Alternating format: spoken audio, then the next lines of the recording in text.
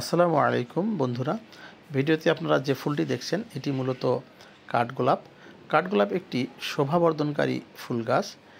এটি গ্রীষ্মমণ্ডলীয় এবং উপগ্রীষ্মমণ্ডলীয় অঞ্চলেই বেশি দেখা যায়। এর উৎপত্তি স্থান মধ্য আমেরিকা, মেক্সিকো এবং ক্যারিবিয়ান দ্বীপপুঞ্জ।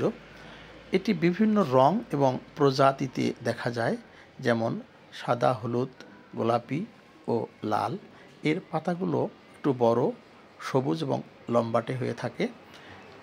এটি শোভাবর্ধনকারী গাছ হিসেবে উদ্যানে, বাগানে কিংবা রাস্তার পাশে রোপণ করা হয়।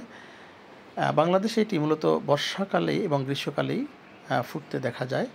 এর সুগন্ধ এবং সৌন্দর্যের কারণে এটি বিভিন্ন ধরনের ধর্মীয় এবং সামাজিক অনুষ্ঠানে ব্যবহার করা হয়ে থাকে। আমাদের নাটাতে এটি নতুন সংযোজন করা হয়েছে। আমরা এক সারি কাঠগোলাপ লাগিয়েছি। আমাদের যে আবেক্ষণ ট্রেনিং কমপ্লেক্সে যাওয়ার করিডোর আছে, সেই করিডোরের পাশ দিয়ে এক সারি কাঠগোলাপ রোপণ করা হয়েছে, যেটি 1 বছর থেকে ফুল দিচ্ছে এবং এটি আমাদের শোভাবর্ধন করতেছে।